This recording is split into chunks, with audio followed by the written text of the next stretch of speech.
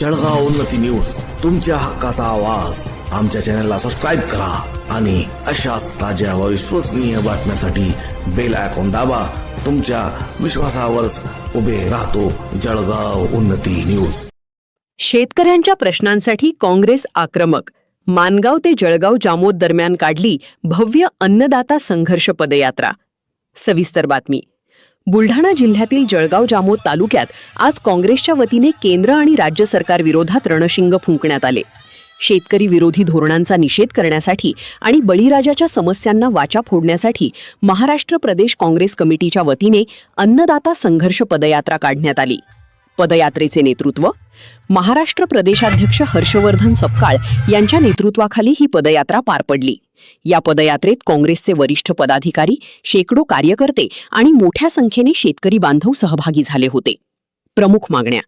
यावेळी शेतकऱ्यांनी सरकारच्या धोरणांचा तीव्र निषेध केला.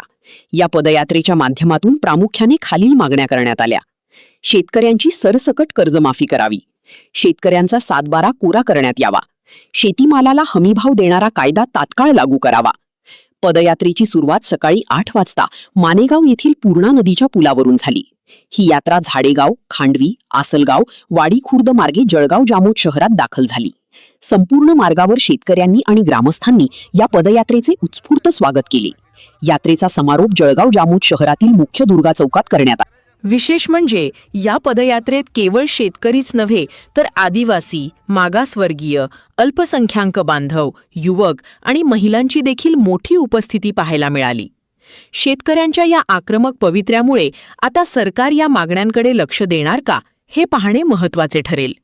अशाच ताज्या बातम्यांसाठी आमच्या चॅनलला सबस्क्राईब करा आणि बेल आयकन दाबायला विसरू नका. आंबेडकरांचा महाराष्ट्र आहे आणि अलीकडच्या काळात भारतीय जनता पक्ष आणि त्यांचे बगलबच्चे हे छत्रपतींच्या शिवाजी महाराजांच्या इतिहासासोबत खिलवाड करत आहेत. कुठेतरी बदनामीचं कारस्थान हे सुरू आहे. हे आम्ही अजिबात खपवून घेणार नाही. हा इशारा आज शिवसन्मान पदयात्रेच्या निमित्ताने आहे आणि यासोबतच अन्नदात्याला अभिवादन करत असताना आज लाखोचा पोशिंदा शेतकरी हा शेतमालाला भाव नसल्यामुळे, कृषी निविष्ठांच्या भाव वाढ झाल्यामुळे आणि एकंदरीत शेती या संपूर्ण व्यवसायावर जे आसमानी आणि सुलतानी संकट आलंय, त्यातून सरकारने ताबडतोबीनं हे वर्गतच्या अशा स्वरूपाचं पॅकेज आम्हाला द्यावं. कर्जमाफी आपल्याला अजून झालेली दिसत नाही. त्यामुळे शेतकऱ्यांच्या समस्या आणि आमच्या शिवरायांचा स्वाभिमान, अभिमान या अनुषंगाने पदयात्रा आम्ही काढलेली आहे.